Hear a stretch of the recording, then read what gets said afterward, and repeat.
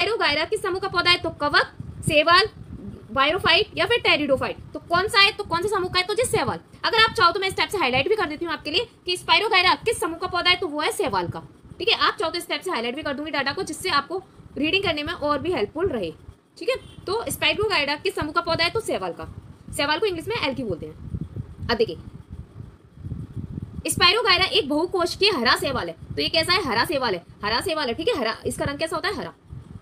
इसमें क्लोरोफिल पाया जाता है। तो क्या पाया जाता है? क्लोरोफिल पाया जाता है, इस जिससे यह जल में प्रकाश संश्लेषण कर सकता है। आपको पता है कि पेड़ पौधों में भी क्लोरोफिल पाया जाता है, जिसकी वजह से वो प्रकाश संश्लेषण करते हैं फोटोसिंथेसिस में। तो उसी प्रकार से ये जल में प्रकाश संश्लेषण करता है। और जो धागा होता है, धागा जैसे रेशों में जल में तैरता है, तो ये जल में तैरता रहता है। और मुख्य जनन विधि इसकी क्या है? तो विखंडन करना। विखंडन करना इसकी मुख्य जनन विधि है। ठीक है, ये इसकी ट्रिक दी है। जैसे स्पाइरो, स्पाइरो मतलब स्पाइरल, स्पाइरल को धागा को बोलते हैं, जो कि जल में ये क्या करता है? जल में रहता है, और जो कि शैवाल है ये।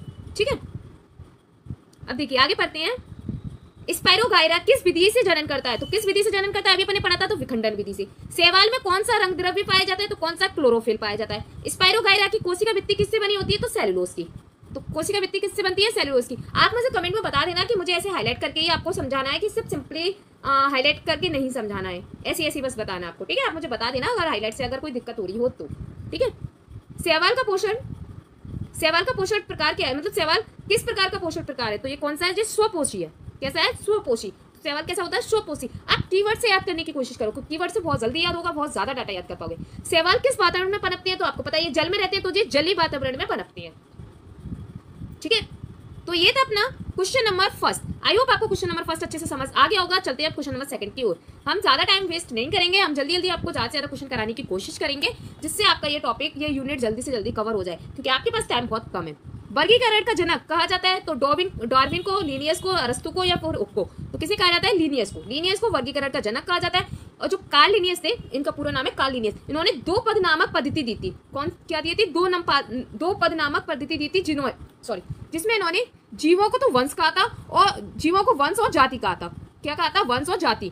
जैसे होमो सेपियंस, होमो तो क्या है? वंश है, जबकि सेपियंस जाति होती है। ठीक है, आप इसको ऐसे भी याद कर सकते हो। देखो लिनियस जब पढ़ेंगे तो देखो कैसे पढ़ रहा है, लीनियस को लीनियस या फिर लीजीनियस ऐसे भी तो पढ़ सकते हैं ना। तो दो नाम बन रहे हैं, तो उसी प्रकार से आप इसको ट्रिकली याद रख सकते हो। लीनियस ने दो नाम पद्धति दी थी। अब नेक्स्ट इसमें बात करते हैं, बायनोमियल नामकरण के नियम किसने दिया था? तो लीनियस ने। होमो सेपियंस में होमो क्या दर्शाता है? तो वंश को दर्शाता है। जीवों की वैज्ञानिक भाषा क्या है? तो वो है लैटिन। जंतु जगत में नाम लिखते समय पहला शब्द कैसा होता है? कैपिटल होता है, दूसरा स्मॉल होता है। लीनियस की जो पुस्तक थी उसका नाम क्या था? System nature. क्या आपको इतना क्लियर हुआ? किसी प्रकार का कोई डाउट हो तो आप मुझे पूछ सकते हो।